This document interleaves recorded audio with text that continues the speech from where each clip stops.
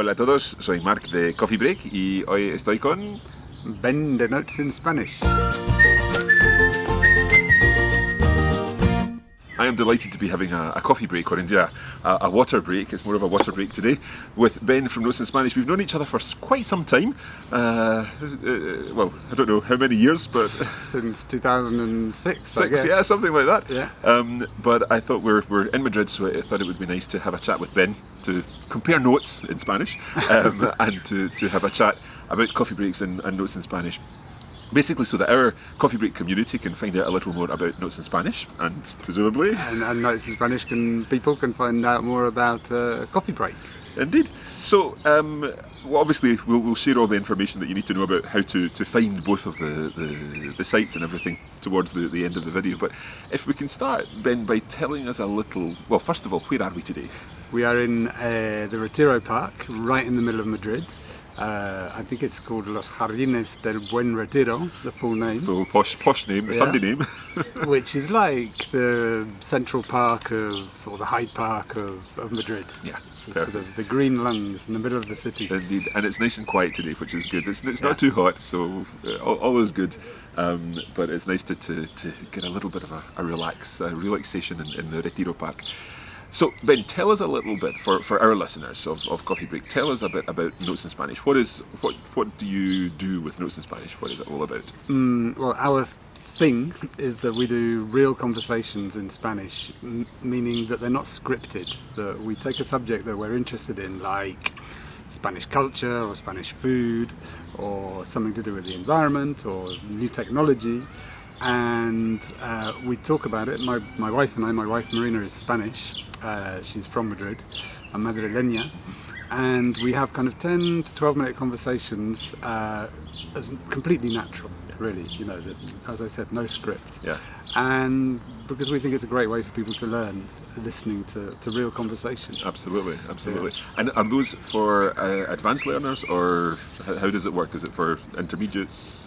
Well, we've gone backwards, because we started off with advanced, and then people said to us, hey, can you do intermediate? So we went back and did intermediate, and then people said, can you do beginners? So we went all the way down to the beginner level, where we still maintain a real Spanish conversation in each of the audios, but what we also do is add, por y para and ser y estar, and we call it inspired beginners, because it's actually kind of, you need to know a tiny bit. Okay.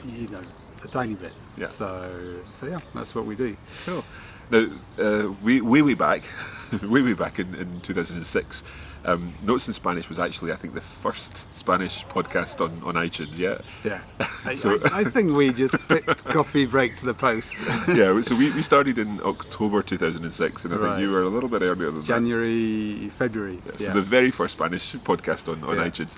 But still, I think we are the godfathers of Spanish podcasting. Well, Los Padrinos. Los Padrinos.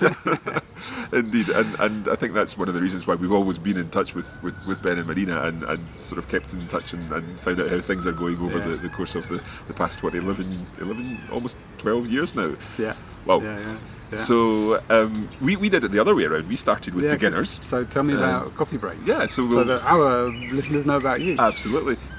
We started with beginners right back at the beginning in 2006, and then over time we added in intermediate content and advanced content. And ultimately, it's very similar in the sense of short form podcasts and audio content.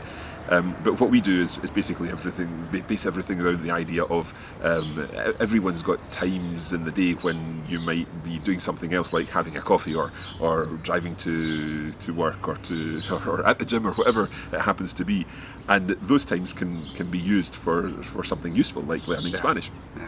So that's ultimately what we do. We provide coffee break style lessons where normally it's in the beginners courses it's a teacher, me, and a learner, Cara, and Cara is learning as I teach her. So basically those lessons there are 40 lessons in each season, and so we've got a season 1, season 2 with Cara, and then we move on to a more intermediate level in our third season, and that's conversation, similar to what you and Marina do.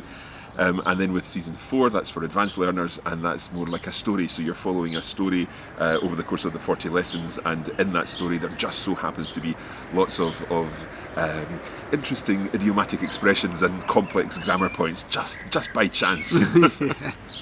So yeah, that's what we do, and we also have other content that fits in between the different seasons as well.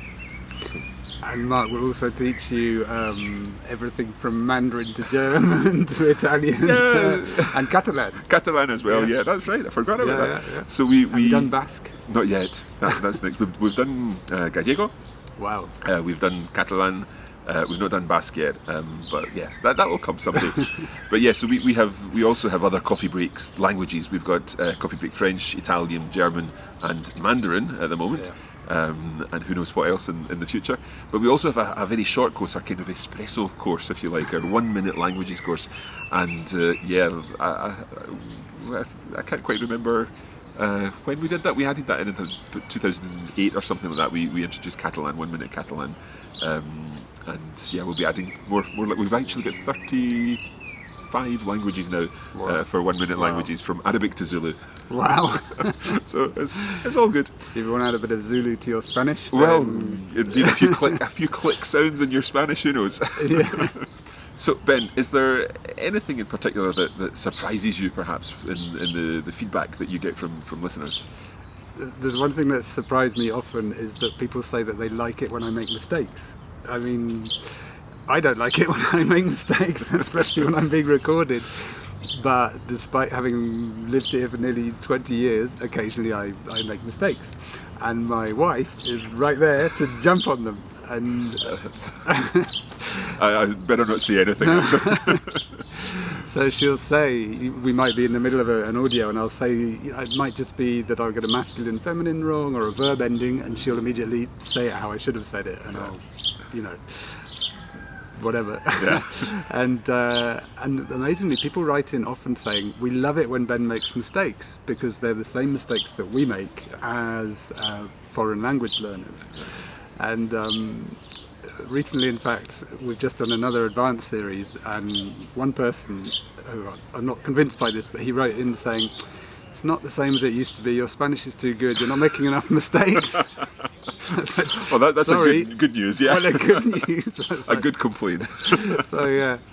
But for me, making mistakes is about the most important thing you can do as a language learner. Absolutely. Because if you don't make mistakes and you don't get corrected, then, it means you're probably not prepared to free yourself up enough, Absolutely. How about you? Have you had the same feedback? Any other strange listener feedback? Yeah, well, we have had similar feedback with the mistakes thing. I think that's, for me, it's absolutely vital to make mistakes. There's an expression, I don't know whether there's a Spanish equivalent, but there's an expression in Italian, sbagliando si impara, by making mistakes you learn, and it's only by making mistakes that you actually do learn. It's always useful if you've got a helpful native speaker around to help you with that. That's the ideal scenario when you've got that native speaker around. But yeah, I think for me, one of the things that pleases me about some of the things that our listeners say is that we very much have this idea that I don't think it's always necessary to work towards fluency. Lots of people would love to be fluent in a language. Now, I don't see myself as fluent in Spanish. Do you feel yourself as fluent speaking of Spanish? I think so, but I should, because I live here and I use Spanish all day, every day, and I have to open bank accounts in Spanish and do the accounting in Spanish, fair and talk to the plumber in Spanish, and my in-laws are Spanish, and so that was probably the biggest. That certainly makes sense. So I'm pretty fluent, I think. But I agree with you completely that what we want is for people to be able to communicate with each other.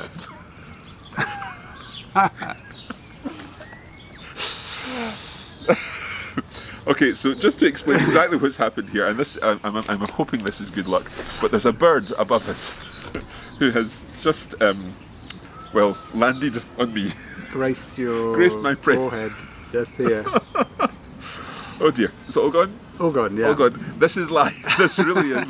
We're not editing this out, and I really wish the bird would depart. There's actually a pigeon and a sparrow sitting right above you, just to improve your chances.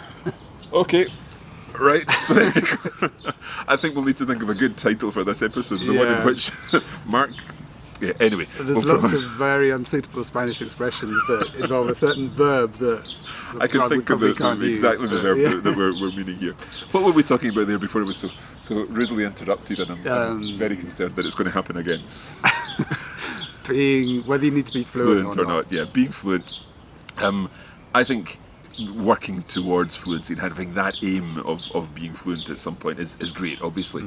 But I believe that it's not necessary for everyone to be fluent. I don't think you need to be fluent. You need to be able to do what you need to do in the language that you're learning.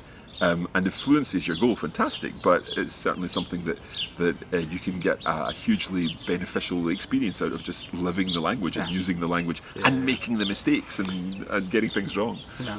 I had an example the other day, a different language, but I was in Madrid with some British people, and one of them had grown up in Afghanistan, and he spoke various Asian languages, British perfectly, English perfectly, was learning Spanish. And we went to an Indian restaurant. I think I've just got a little gift from the bird as well. Fly away, fly away. We'll not forget this video. We'll not forget this one. No. Sorry, Afghanistan. So it's a bit of a tangent. We went to an Indian restaurant in Madrid with a bunch of British people, and the British guy who'd grown up in Afghanistan started talking Hindi to the Indian waiter. It's a complete mix of languages. Yeah. But he had learned, and so he was having this fluent conversation, or not, just good conversation, and we were all amazed. Where did this come from? Yeah. And he explained to us when the waiter had gone that he'd picked up his Hindi from watching films, Indian films, just simply, which was amazing enough. But afterwards, the waiter treated us so well, and we got 3 lassis at the end of the meal, mango lassis, and it made me think it's so important to learn enough to be able to do something like Absolutely, that. And I thought I should write this in an email to our listeners, because for me that's what's important. You don't have to be fluent, you don't have to be able to discuss politics, but if you can go to a country and to speak to people from there in their own language, it's just a beautiful thing, basically. Totally agree. Ben, how would our listeners find out more about Notes in Spanish and access your huge library of content? Just go to notesinspanish.com, and how would our lot find out about Coffee Break Spanish? Well, guess what? Coffeebreakspanish.com, or indeed coffeebreaklanguages.com is probably the best place to go, because that will take you to the overall website where you'll find everything that you need to know. And I think it's great to have a couple of resources when you're learning Spanish. Why not? Indeed. Yeah. And lots of our listeners keep saying, we've finished season 3 or we finished season 4, what do we do next? So, and vice versa. And listen to Coffee Break. Thank you very much indeed for this coffee break. Thank you to our extra guests. To our collaborators in the trees. We're off to the dry cleaners now. Yeah, indeed. We hope you've enjoyed this. Of course, if there are any questions or any comments, please do post them. We'd love to hear from you, and give this a like, even if it's just for the birds. And if you'd like to have more Coffee Break Languages content, then make sure you subscribe to us here on YouTube at Coffee Break Languages. Thank you, Ben. Give my very best wishes to Marina, and we'll be back again soon with more. Muchas gracias. Hasta la próxima. Hasta luego. Could not believe that. I can't believe it. I didn't know what I was like. What's going on? Because you suddenly stopped. Things get. I thought it actually started to rain, but I came off lightly. I think it was the little guy. Well, no, maybe that. I'm right under that pigeon, actually. He got you, and the little one got me. Yeah, move quick.